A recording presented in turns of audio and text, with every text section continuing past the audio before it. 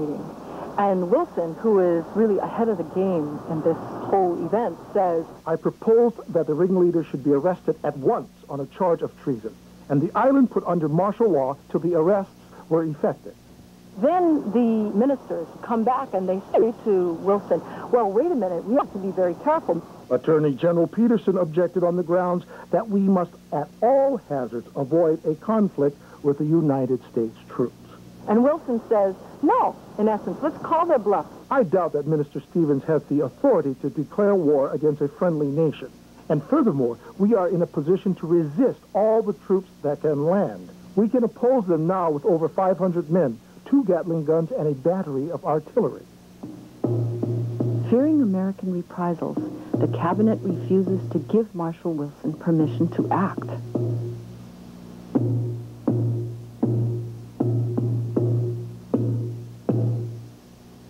At 9 o'clock on Monday morning, the Committee of Safety continues its work. The committee is feeling so nervous that they put into writing what Stevens has already been told at least twice, that they want troops to be landed. Sir, the Queen, accompanied by threats of violence and bloodshed, attempted to proclaim a new constitution. This conduct and action have created general alarm and terror. We are unable to protect ourselves and therefore pray for the protection of the United States forces. The Citizens Committee of Safety.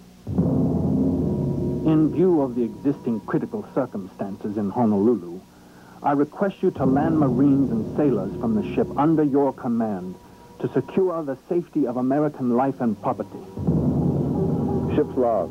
At 4:25, landed the battalion fully armed and equipped to protect the U.S. legation and consulate and the lives and property of American citizens and to assist in preserving public order. G. Wilkes, commanding USS Boston. Now, the troops that are landed are in full preparation for the invasion.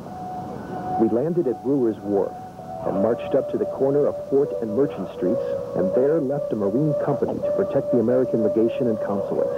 They are ready for an occupation. There's no mistake as to what they are doing.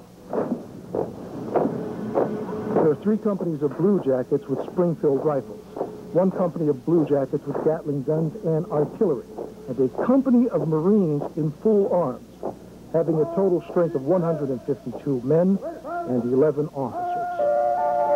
At the time the men landed, the town was perfectly quiet. Business hours were about over, and men, women, and children were in the street. The rest of the battalion turned and marched down King Street in front of the palace, and as we passed, the Queen was standing on the balcony. We gave her the royal salute by drooping the colors and 4 ruffles on the drums. They came marching into Honolulu, and everyone was quite surprised. Certainly the cabinet members were surprised because they had not requested that the troops be landed. As the situation is one which does not call for interference on the part of the United States government, my colleagues and myself would most respectfully request of Your Excellency the authority upon which this action is taken. And Stevens makes no real serious reply. He refuses, in fact, to tell them why the troops have been landed. Afterwards, they were marched back to town and took up quarters for the night at the Arion Hall, a building separated from the government building by a lane known as Mililani Street, about 20 feet wide, and not more than 200 yards directly in front of the Queen's palace. Why had they landed when everything was at peace? I was told that it was for the safety of American citizens and the protection of their interests.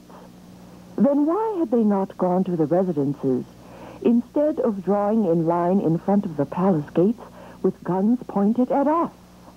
The pretext that the troops were landed to protect American lives and property was spurious and false. Both lives and property were as safe here as in Kennebec, Maine.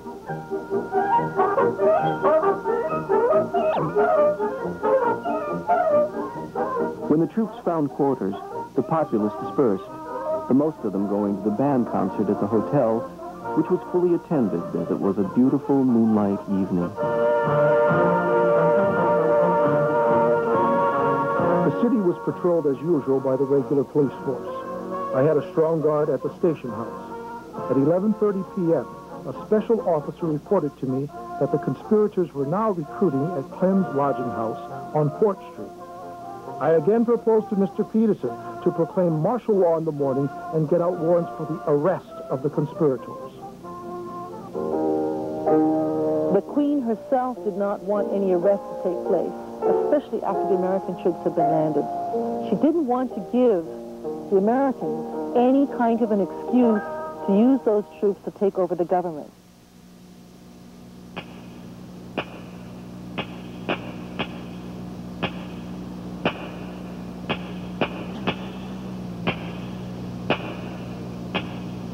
At 11 a.m., I was informed S.B. Dole had accepted as president of the provisional government.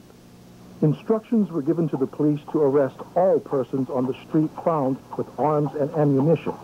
At 2:15 p.m., I received information that the conspirators were holding a meeting in W.O. Smith's office and that they would make a move on the government house at 3.